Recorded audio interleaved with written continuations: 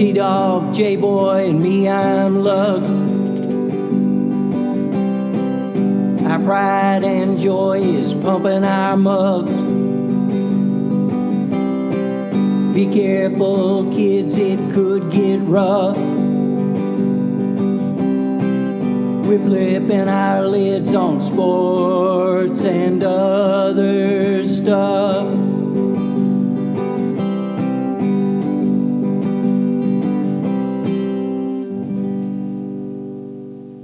Welcome to Sport Weasel Central. I'm Lux. I'm J-Boy. And I'm T-Dog. Yes, sir. Hey, good to see you, boys. We're going to call this week Unheard of Week. Why? A quarterback traded to a new team Tuesday wins a game on Sunday. What? A running back, yes, a running back nails a 29-yard field goal in his high tops. How about that? We just finished up NFL Week 9. Welcome in, Lugs. How are you? What's your prize moment from the week that was called Unheard of Week in our book? Well, there were lots of them, lots of second string and third string quarterbacks, I got to say.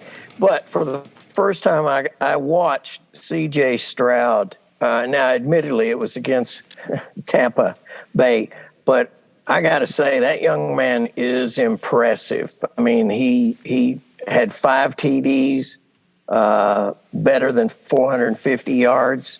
I got to, of the quarterbacks left standing, he ranks pretty well. He's in my top 10 at the very least. So that was my moment. I mean, Josh Dobbs, that was cool to see that guy. Obviously, he's a bright young man. And, I mean, I don't think he took a snap in practice and came out and did what he had to do. So you got to give it to him for that, if nothing else. What do you think, T-Dog? What's your moment?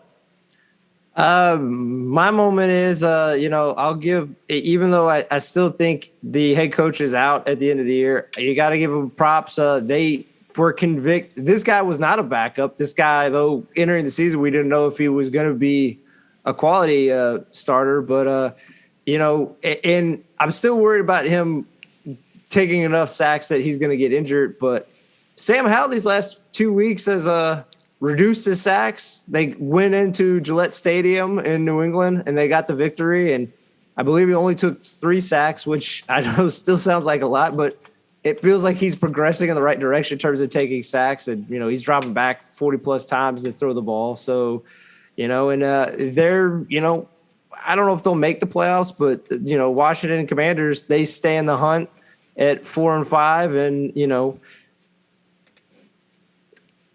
I like, that it feels like Terry McLaurin has kind of come alive. Jahan Dotson, who started off really slow, has come alive. Brian Robinson is still been playing well. They finally gave him some more than like 9 carries for whatever reason through a big section of the season. They were only giving him 10 carries because it becomes so throw heavy. And just again, with New England, I don't know what they're doing. Ramondre Stevens had a big run of 64 yards and a touchdown off of 4 carries, and he ended up with only 9 carries in the game. In a game where they lost 20-17. I don't know what they're doing in New England. I don't know what Bill O'Brien's doing. As much crap as we gave the coaching staff last year on offense, I mean, Bill O'Brien has not been that much better. So. Let's take a look at camera 2 here, guys. Your boy Sam Howell, that's a look, isn't it? Looks, can you see that, man? Yeah. He looks like he's just got off the Sandlot team there. And anyway, okay, guys. Well, he has taken over for Josh Allen as far as taking licks. And Josh Allen, it's finally showing up, man. He doesn't look good. His shoulder doesn't look good anymore. So that's my only comment about that. One name, Dare Ogunbowale. T-Dog, he kicked the field goal wearing high tops. Yeah, Fairbairn got injured during the game. Yep. So, and, I know a lot of people will be like, well, why didn't the punter step in? The punter is an Australian rules footballer. Oh, boy. So, he doesn't have a lot of experience. How's it going, mate? Right. He doesn't have a lot of experience kicking, and also it's just usually not. A lot of punters can't be, aren't good at field goal kicking. If you remember, what was it 2 years ago, Jay Boyd? Do you remember? Because Vikings had a guy that they in the preseason they were trying out who could do that, and it flashes. It looked like maybe they got like a steal where a guy can fill two positions, and then he flamed out before even the season began. So. Aussie rules. Those guys kick on the run, right? They're not static, stationary kickers. So I can understand what you're saying about the Australian attempt. Yeah, but it was impressive, and I obviously it was a very close game between the Buccaneers. I'll give more credit than Lugs to Buccaneers. Buccaneers, even though they're definitely kind of outside looking in the dreadful NFC South. Dreadful. It is because the team that's leading it right now is the 5-4 Saints. Correct. Who, won a game against a Bears team that was trying to give the game away, but Saints were like, no, we want to keep you in it. For whatever reason, they wanted to keep them in. All because of Taysom Hill somehow, I guess. Yeah, right. Well, yeah, we'll get to that. I got to eat humble pie on Taysom Hill as much as I kind of joked on him and ripped on him. But before we move on to that, I just want to pat ourselves on the back on C.J. Stroud. The one thing I will give Lugs is this: there are definitely certain offensive coordinators that either from being on other coaching staffs or when I think Todd Bowles, for the most part, is a good defensive coach, but his defensive play calling is so specific that there's clearly certain offensive coordinators that have a read on it. And I still think CJ Stroud is legit because obviously he's had some great games this year already against like the Colts and the Jaguars, but for him to be that on point the whole game, clearly they had a game plan and they knew exactly what types of blitzes and like what they were going to do in terms of down and distances. And, I just want to give credit to, Tank Dell, who started hot and then he had a concussion. He missed a few games. He has 114 yards and 2 TDs. Noah Brown, who was filling in for Robert Woods, he's actually fourth on the depth chart. He had 153 yards and a touchdown. And Dalton Schultz, the much ballyhooed Cowboy guy who signed a decent contract with the Texans, he had 130 yards and a touchdown. And to fill it out, Nico Collins with 54 and a touchdown. So just all around. And I think the thing I'm most proud of, the weirdest thing is, hopefully going forward, and this is no slight to these guys, and maybe it's more of the offensive line. The problem with the Texans' offense has been actually the play calling to some extent because they've tried to be balanced on pass and run. They just cannot run the ball. So at this point, just fully lean into C.J. Stroud being the guy that's going to be like, I guess, Sam Howell for the Texans. Just give him 40-plus attempts a game and just let him, shoot out with whoever he's going against. So, yep. Which this upcoming week is the Bengals. So give him the ball. Don't give it to Devin Singletary. Don't give it to Dameon Pierce if he's back. No disrespect to those guys, but neither one of them are running with any effectiveness for the most part all year. Keep it in Stroud's hands, huh? Keep it there. Yeah. Just give it to him and just let him distribute to all the guys I just mentioned, and even John Mechie. Hopefully, John Mechie gets going a little bit more. And I know none of us are the biggest fans. Baker Mayfield, for his part, he didn't really make a lot of mistakes. He kept them in it.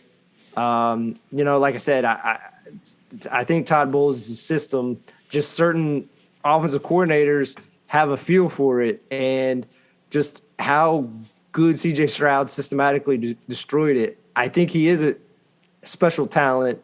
And that to be fair to at least maybe what Lugs has said, that last drive, even if they do know the system, that shows you pretty much. I think we can all rubber stamp it right now, right? He is the offensive rookie of the year. Yeah. Oh yeah. Yeah. And I'm going to help him out. I snuck into Cincinnati this week with a Cincinnati jersey and stole all their signs.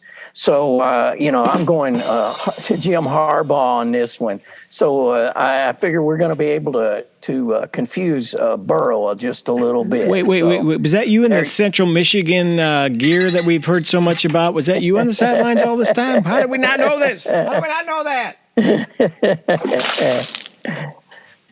That was my evil twin. All right, I want to step back. You mentioned the Josh Dobbs thing, and we don't have to get into great depth on that. But look, all of a sudden, and the Vikings are 5-4, right behind the not stumbling Lions, but the Lions are 6-2.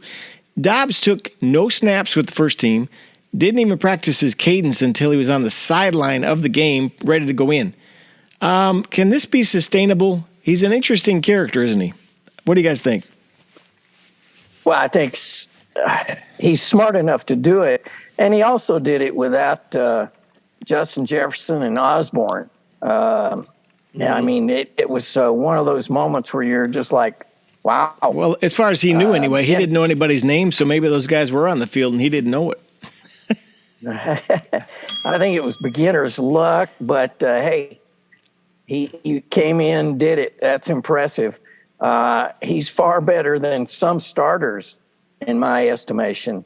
So if he's not with Minnesota after this year, because we all fear Cousins is gone, if Dobbs isn't with them, he will be a starter on some other team, I do believe, if he can keep up what he did in this game. What do you think, Dog? Yeah, just to really touch on this game. First off, in terms of the Kirk Cousins thing, I don't know if you all saw pregame, like all the players wearing the Kirk Cousins shirt. It definitely feels like if he isn't brought back, which I still think there's a real possibility he's not, it will not be good for team morale to some expect. Now, obviously, some of these guys might get paid a lot of money. It's like, all right, we can look past that. We'll get over it in about 5 minutes, right? Yeah. But and I think it texts out from Sunday, regardless if Joshua Dobbs is back on this team or not, to think this guy went from, I think, third stringer on the Cleveland Browns in the preseason to being in a similar situation whereas the Cardinals, where he's brought in after training camp and starts week 1. And I know he was kind of up and down at points, but like he has played well, even though they only have won one game against the Cowboys of all teams. But he's played well at points, and this goes back to the more macro thing I want to talk about with the Vikings. Even if the Vikings don't make the playoffs, which currently they are the 7th seed in the NFC, but even if they don't make the playoffs, the one thing they should be happy about is Kevin O'Connell, I think, has proven kind of last year and even this year, I think has the potential to be a very special coach, because they said, and also to be fair to Joshua Dobbs, like we've talked about how intelligent he is when he was coming out, he would just reverberate the play twice to the players, Joshua Dobbs, when he got the play call in. And as he was walking to the line into the headset, O'Connell would be telling him, like, this concept on this side is a dagger concept. This is a sail concept, just telling him as he's getting ready to snap the ball in 10 seconds, like, this is how these routes align. So for him to do that on the fly against live action in a regular season, and not even like early on in the season when we talk about like guys are still getting emotion, like these guys are kind of like in the thick of it now. Like they're all like locked in for the most part. For Josh Dobbs to step in and, throw, I know the number isn't high in terms of the yardage, but 158 yards, 2 TD passes, 66 yards rushing, and 1 rushing TD. It just speaks to like how I think Kevin O'Connell and also some of the unique aspects of Dobbs that regardless of where he ends up, he earned himself a lot of money. That is all I will say. Very quickly, I just want to say about Atlanta, though. How do you also know this guy doesn't know the playbook, right? How do you allow this guy to run? Right. Why don't you keep this guy in the pocket? Because he possibly conceptually doesn't know all the play calls in terms of the pass. So they're going to break down. Right. So mainly you should try to keep him in the pocket, and clearly they failed at that. And I think, in terms of eating crow, I'm definitely eating crow regardless if they turn it around and they can. But Arthur Smith has bungled this whole season. And just to me, how they're using Bijan Robinson in a committee with Tyler Algier as much as they are, as I think as talented as he is, and just still how he doesn't really utilize Kyle Pitts. They had moments where they were using Drake London. I know he's out and injured right now, but you draft all these guys in the first round and then you don't spotlight any one of them. You want to give Cordell Patterson like 8 rushing attempts, or you want to give Jonnu Smith like 6 targets. It's like, what is going on with, just get defensive players and get random offensive players so you can pat yourself on the back for coming up with a great play. I don't know. They're very annoying to me right now, the Atlanta Falcons. They're going the wrong direction in a hurry. And, Lugs, didn't you take snaps against Cordell Patterson back in the high school days of yours? I mean, he's been around for 35 years. Yeah, he is. We're both veterans at this point. So, but speaking of turning veteran, I also did watch the Ravens game. I got to say, I think they've knocked San Fran and Philadelphia off the perch as number 1 team if they can keep up. I mean, obviously the defense is excellent, and Gus Edwards, man, that guy, he's healed up. I mean, he had himself a couple of touchdowns. It was wild to watch. So I was just impressed. I guess I sort of overlooked the Ravens in a sense in that, they had some shaky business here at the beginning, but they seem like Cincinnati. They seem to be coming into their own. They're healthy. If they can just hold on to it. Good time to peak. I was really start peaking. Yep. Yeah. Yeah. Just think, dog. Yeah, just to kind of reiterate what you're saying is, so I still think the Dolphins are a solid team, and we'll get into this game later. But the Dolphins, when you look at when they've played top quality teams, the Eagles, the Chiefs, and who was their first loss to? Why am I blanking? I'm blanking on their other loss. Oh, Buffalo. When they've played top teams, they've they've lost. And again, I know Seahawks and Detroit Lions maybe aren't the competition, but I still think going forward, Seahawks shouldn't be too dismayed. I still think they're a good team. But to be fair to your point, Lugs, is Baltimore has taken 2 good teams, Seahawks and Lions, and they have obliterated them. Like, absolutely obliterated them. And the other thing where you should be happy about it is against a Lions team, it was a Lamar Jackson, showcase game where he threw for over 300 yards and a multiple touchdown game. This game, he threw only for 187 yards, and mainly it came down to their running game. And like you said, Gus Edwards, he had 2 rushing touchdowns. But, he only had 5 rushes. One of them went for 42 yards. And then their third-string running back, Keaton Mitchell, who was undrafted, he came in on 9 carries. He had 138 yards rushing and a rushing touchdown. So, offensively, they clearly play well. I know people get upset fantasy because Lamar, in terms of counting stats, really didn't do anything. Again, Lamar played great. Like, I don't care what his numbers say. Like, he played great. He was 21 to 26 passing the ball. Mark Andrews is a great player. I still think it's sad because as good as Lamar is, and I think he has gotten better each year, it feels like they still keep striking out on wide receivers. He has yet to have like a true bona fide star receiver. Yeah, he's still. I mean, Mark Andrews is clearly a top tier tight end, but like just someone on the perimeter because he can throw outside the hash marks. It's not like some of these good quality quarterbacks who have struggle outside. Like Lamar can throw it, and just I hope Bateman can get healthy. I hope Odell can just have one last go before his gas tank hits E this season. Maybe he knocks some rust, and maybe they start sending Zay Flowers more intermediate and deep, because I think he has a talent to maybe not be a number one, but be close to maybe even what Marquise Hollywood Brown was for Lamar for multiple years. But like, yeah, I agree with you. The Baltimore is just playing at such a high level right now. And Mike McDonald, their defensive coordinator, for what he did to the Seahawks, who for the most part, their offense hasn't been maybe top tier, but they've been very good. And obviously Ben Johnson with the Lions, he's been very good. He's definitely going to get a head coaching job this year too. McDonald has erased both these offenses completely. So like, he's pretty much almost, you can put it in pen, he is getting a head coaching job somewhere. And I just want to give credit to John Harbaugh again, because you look at how long he's been there. They keep hitting on these defensive coordinators. True. You know, I know they let go Wink Martindale go, but he had some good years. Dean Pease had good years underneath of him.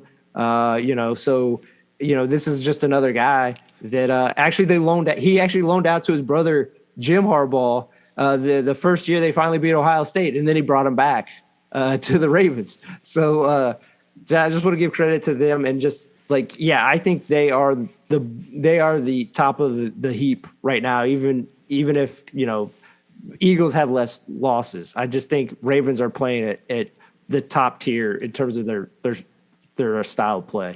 Halfway through, they might be the guys from the AFC. Well, and I was going to say, you know, maybe I'll get to see my boy Drew Lock finally for Seattle. Drew Lock.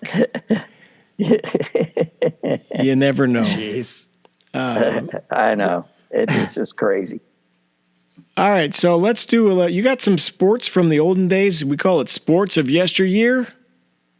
Yes, sir. Let's roll that, and we'll come back and do a little action here. Just a sec. Here comes the big open for sports of yesteryear. He's our man Lugs. He's out in the street. He's out and about in his Chevy Nova, and he's got some old stories to tell us about them days old. Here's Lugs. Come on in, Lugs. Go.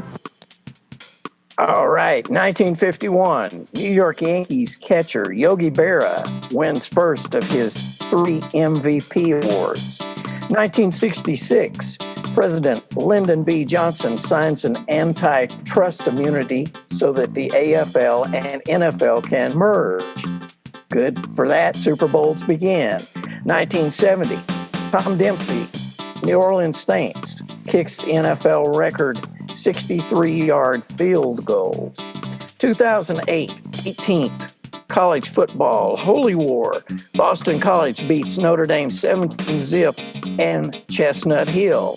And 2017, Brazilian surfer Rodrigo Coxa breaks the world record for surfing the biggest ever wave at 34 feet in Nazaré, Portugal. That for this edition of Sports of Yesteryear. Rodrigo Huga? What was his name? Coxa. And Dempsey. Okay, we've talked about this on the program many times. 1970 with his like wooden shoe, or what was the deal with Tom Dempsey? He had a half a foot. They had to take off part of his foot. Like a club foot type situation? All I remember is Alex, it was against Detroit, and Alex Karras said that he thought, you know, the Detroit guys thought, oh, this is just hilarious. And so he went ahead and knocked whoever was in front of him out of the way. He could have gone and blocked it, apparently, but he was just wanting to see this funny thing happen, and then damned if Tom Dempsey doesn't hit that field goal, you know, so... Wow. I've got it over there on camera, too, for you boys, if you can see it. Yeah. Can you see it? Yeah. Wow. Yeah. How about that? It's like a block. Wow. All right, for our fans at home, they can't see that, so let's move on. But I didn't know that was 1970, so that's like 53 years ago when he did all that stuff. That's amazing, really, to think about. All right, other games of note. T-Dog, what do you got on your list? I think the one that you know, luckily they usually get some kind of mediocre to average games. What a coup for overseas to get Dolphins versus the Chiefs, right? Germany, right? Nice home game. What the heck? So nice home game, fellas. Thank you, Roger. Yeah, and it's just I think the big takeaway is again, I know people that are into fantasy are panicking. It's like, what's wrong with the Chiefs? Because Patrick Mahomes didn't throw for 200 yards and he had 2 touchdowns. And look, he played fine. Again, he didn't have to really do a whole lot because the big storyline for the Chiefs is every year they seem to morph, and I guess every team does too, but obviously there's just a bigger spotlight on the Chiefs the last few years. This defense is one of the top defenses in the league because you look at when they have played top offenses, like Miami to hold Tyreek Hill to 62 yards, no touchdowns, and also like cause a fumble for a loss from him. And I guess Raheem Mostert had 85 yards of touchdown on 12 carries, but like for the most part, they corralled an offense that outside of other 2 opponents, like have just put up, just track meets on a lot of teams. And they're not maybe going to be the high scoring Chiefs of yesteryear. They're still one of the top teams in the division. And maybe outside of the Ravens, they are the best team in the league, I would say. But you also sound like you wouldn't be surprised if they bow out early in the playoffs. It sounds like you wouldn't be surprised if they get whacked. Well, I will say this: the one rookie, Rashee Rice from SMU, has shown flashes, and I'm not saying I'm sure there's certain things that we aren't privy to that obviously the coaching staff definitely know more than him. They need a wide receiver to step up, and they still have him on limited snaps. And I hate to say it for Sky Moore. This is year 2 for Sky Moore. He has done absolutely nothing through 9 weeks. So we need to take pretty much all the snaps away from him. MVS, it's great. He runs all these deep routes. He's getting cardio for the team. He's got a low heart rate. Yeah. Pacheco was a great find for him last year, and he's morphed into even a better running back this year. So he's one of the pluses. But they need one of these wide receivers to step up. And I'm not even saying being a star, but just be Juju Smith-Schuster from last year, a guy who got like 900 yards and I think like 5 touchdowns. They need a guy to fit that profile for him because, that trade, and he had some plays in the playoffs. Kadarius Toney, I will be shocked if he's on the team next year. He has done absolutely nothing like Sky Moore. They just need somebody. That's why they made a trade for McCole Hartman. They brought him back, there's a reason they let him go because he was not good for them when they had him. But that's how dire their situation is. So I will agree with you. I do worry about them. But like I said, I think their defense is good enough. I believe enough in Patrick Mahomes to make this patchwork of misforgotten toys at wide receiver get at least like 150 yards, and he'll get 100 from Kelsey. But I do worry about them. Like the Ravens are the team with who's playing at the highest level that I have the least concerns about. We'll probably talk about the Eagles-Cowboys game. I still have concerns about the Eagles too. So,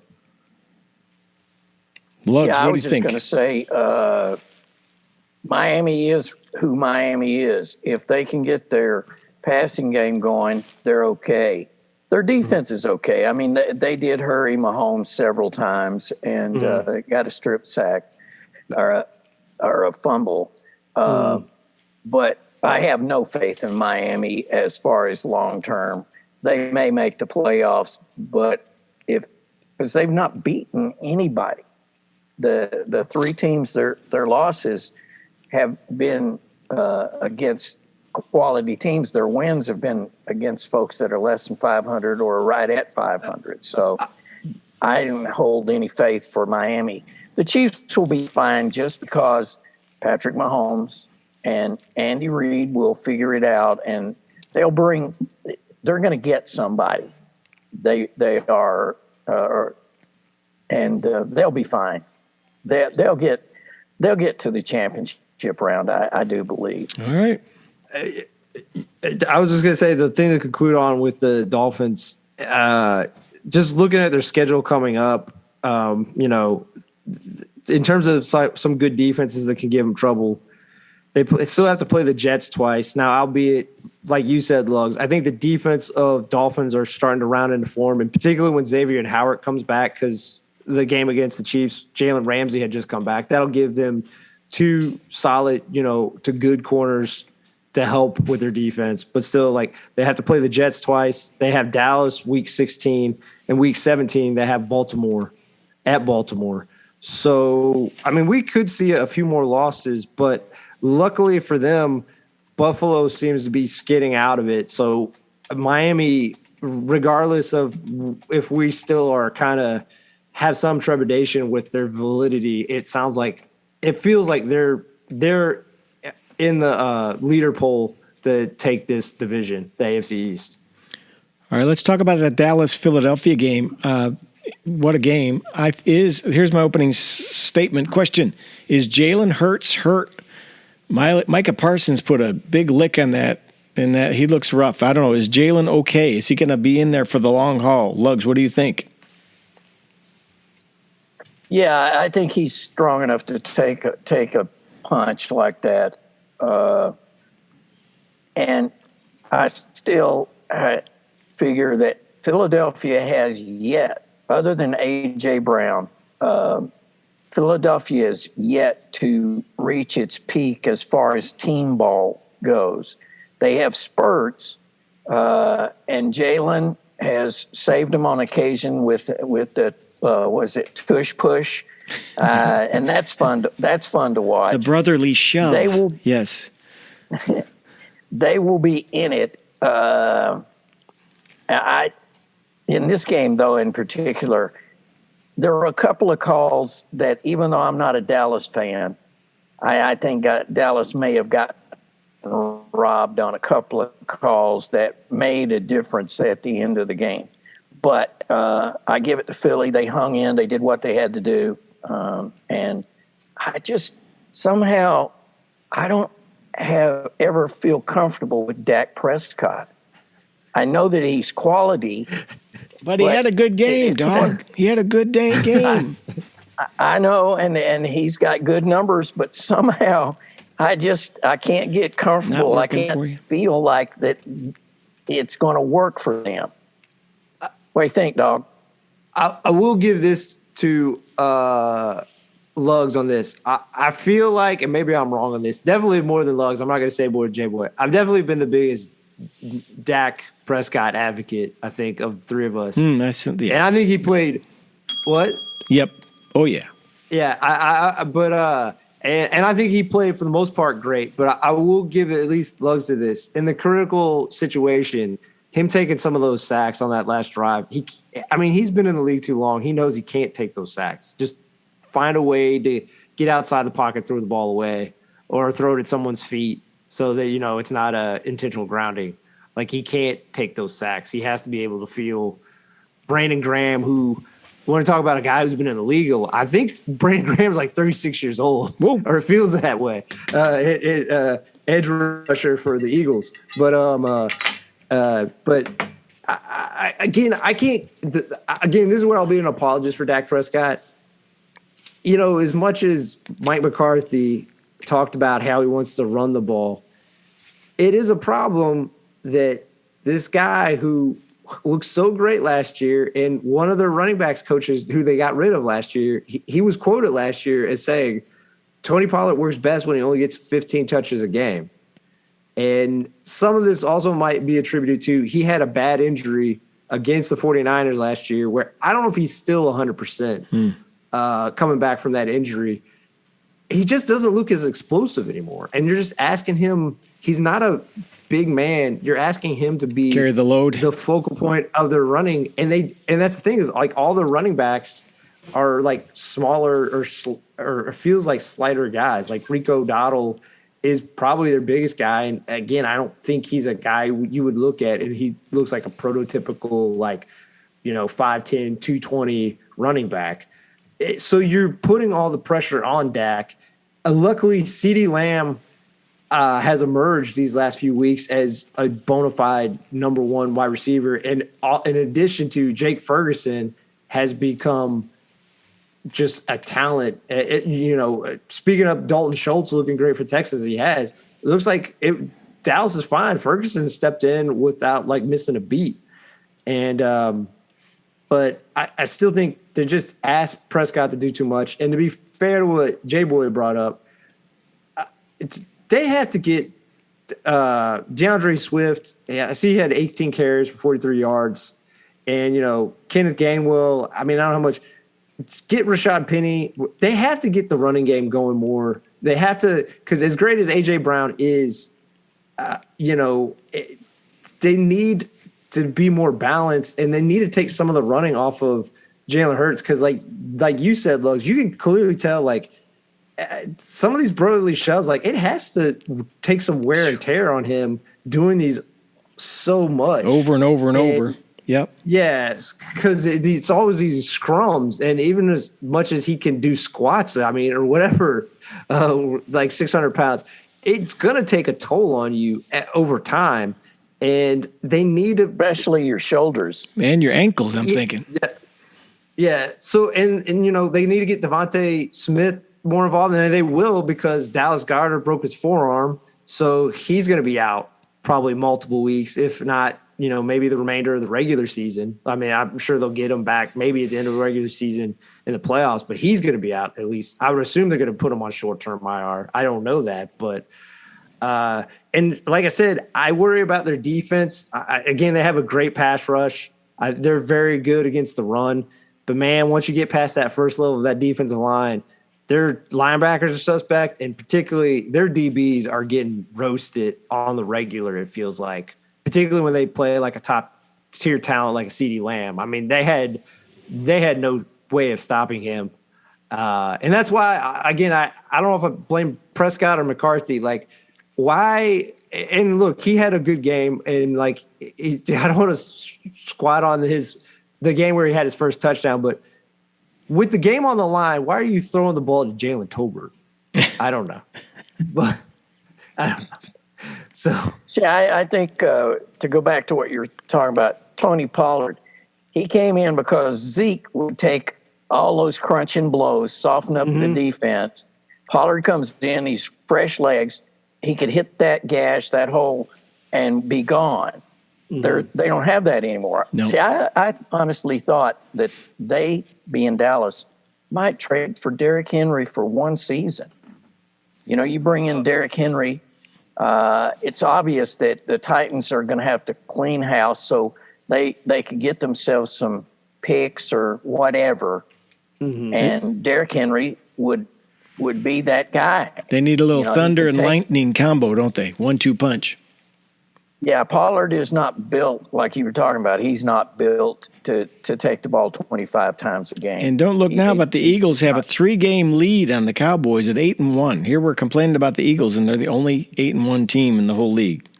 It's pretty remarkable. I know. It's amazing. To be fair to your point, J-Boy, the craziest thing is I think against a quality opponent, we have yet to see the Eagles really squadouche them like we see in Baltimore. Good point. But like you said, the craziest thing is, to be fair to your point, you always leave being I don't know about this team, but they keep winning.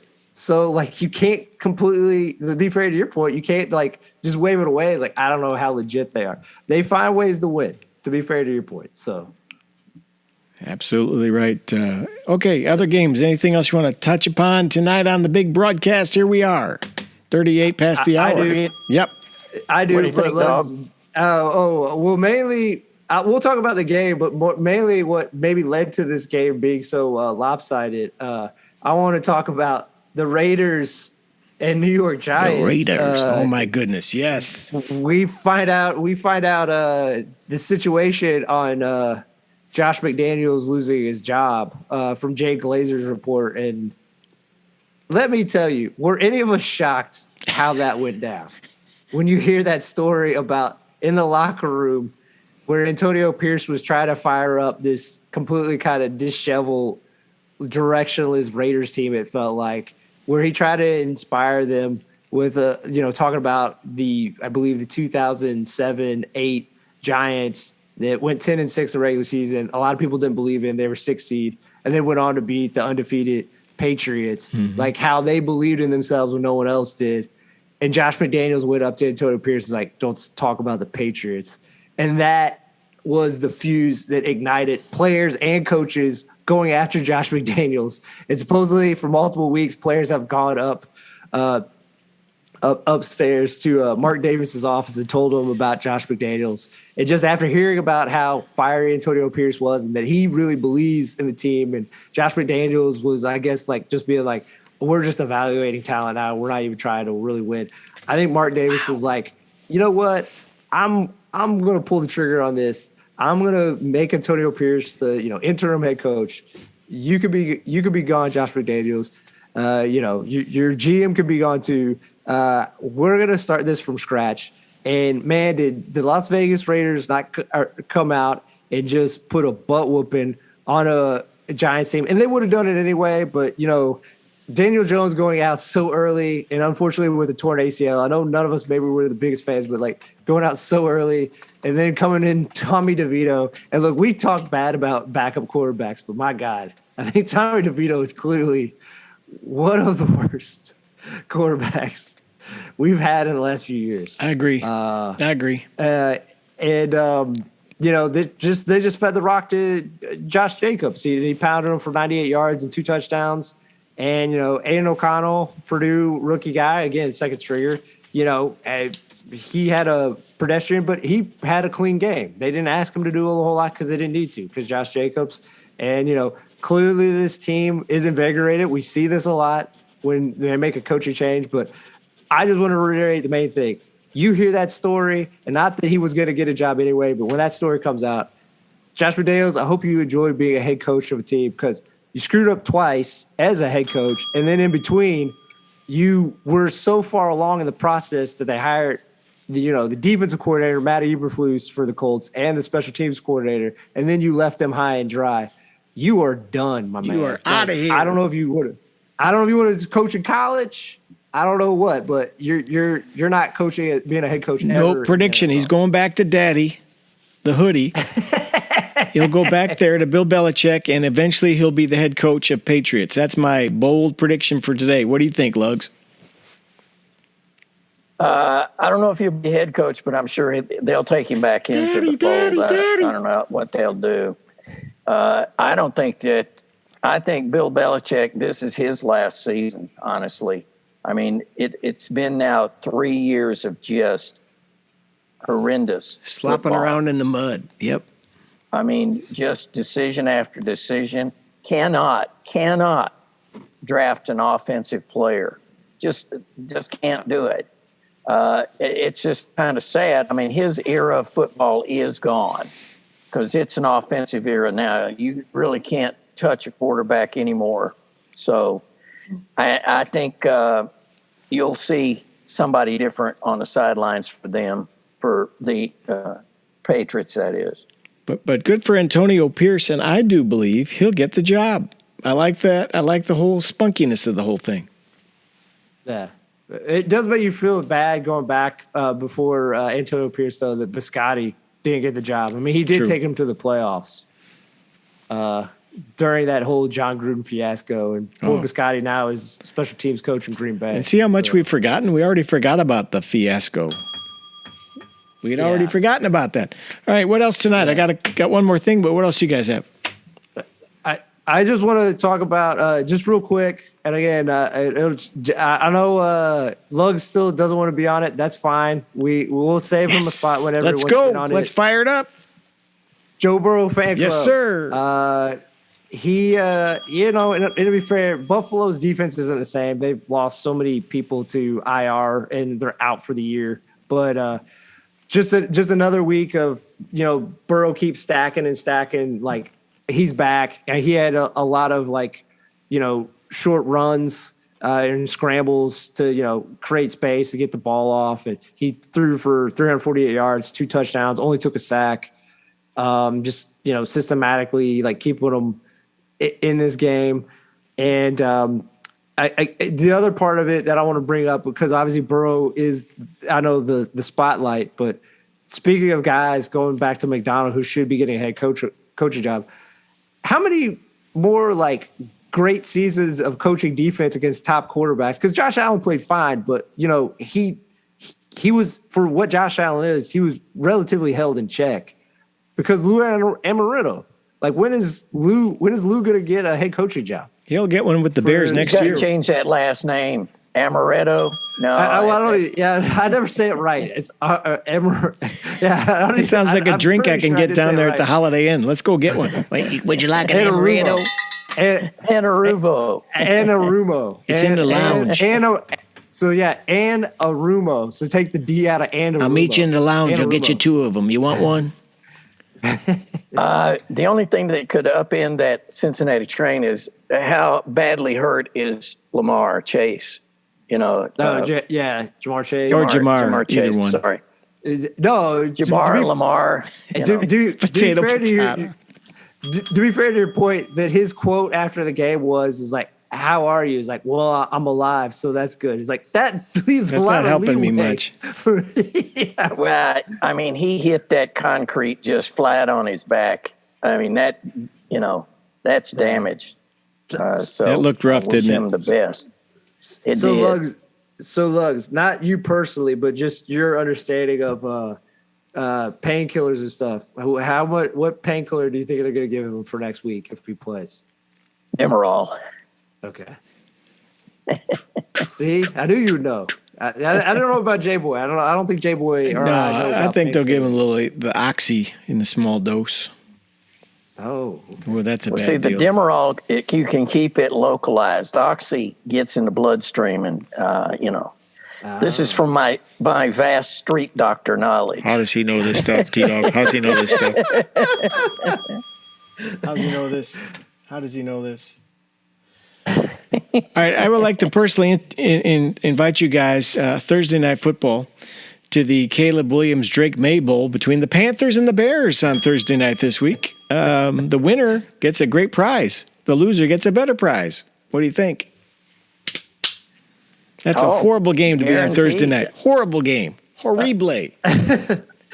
See, you. I was just going to say, if New England has a shot at working any deal to get Drake May, because, Caleb Williams has gone to Chicago, I would almost bet you.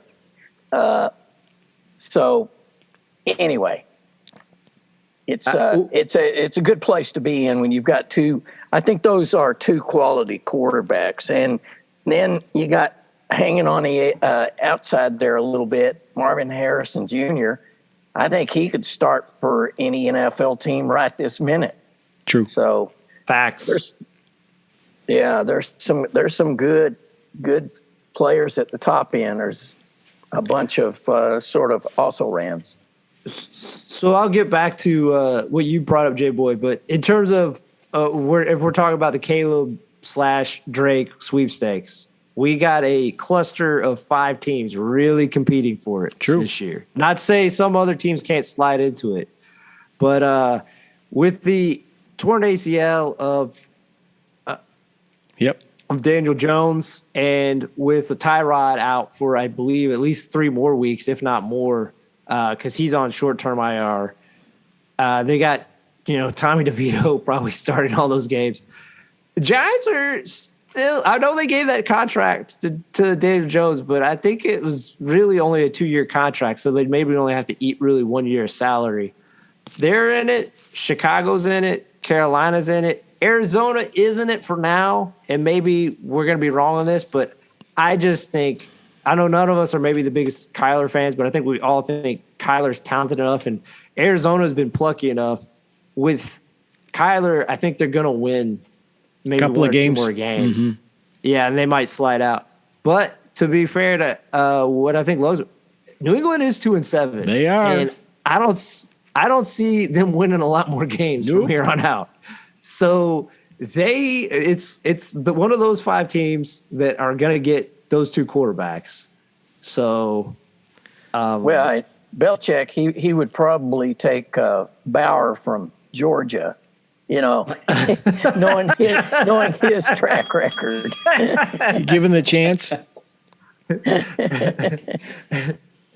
Yeah, he's really going to be something, He's got like all the rest of them have been something. Yeah, but anyway, to get back to the Panthers, the Bears, it's I would like to watch it just to see how mad Al Michaels is that he has to call this game. I think that's the only thing I'd really want to watch about it. Al, I was on the top of the heap. Michaels is now on Thursday night on a dial-up service calling the Bears Panthers, who cumulatively have 3 wins.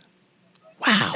Again, I have nothing personal against Herb Street. Hey man, get that big check that they're willing to give you. But even he has to understand, like he sticks out like a sore thumb on an NFL broadcast. I agree. He doesn't need to be there. So, and I think that actually makes Al Michaels even angrier on some level. I think he likes. I think he likes Herb Street. Yeah, right. They seem to get along. Like how he. Yeah, I think he likes him, but I just think it's one of those things where he might like him personally, but he just understands from a NFL color analyst standpoint. I think he is. I mean, I hate to be really harsh on him. I think he's the worst guy. You could go on Fox, whoever their quote unquote D team is. They have more experience. They're more locked into the NFL. I think they'd be better paired without Mike Moose Johnson or somebody like that. Yeah, Moose would be way better. Yeah. So, yeah. And where is Brady and all that? Next year, allegedly, right? Fox Team 1. Yeah, allegedly. Allegedly, but we haven't heard much about that lately, have we? Yeah. Well, here's the part that makes it more tricky because he is a part of ownership, and obviously it's probably not that big ownership with the Raiders. He's a part of a team, and they get to talk to coaches and get to talk about plays and how players are feeling and stuff. How like suspicious and gun shy all these coaches are and paranoid. Are they going to tell him anything? Like, do you even want that guy broadcasting? No, he's because they're not going to tell him anything.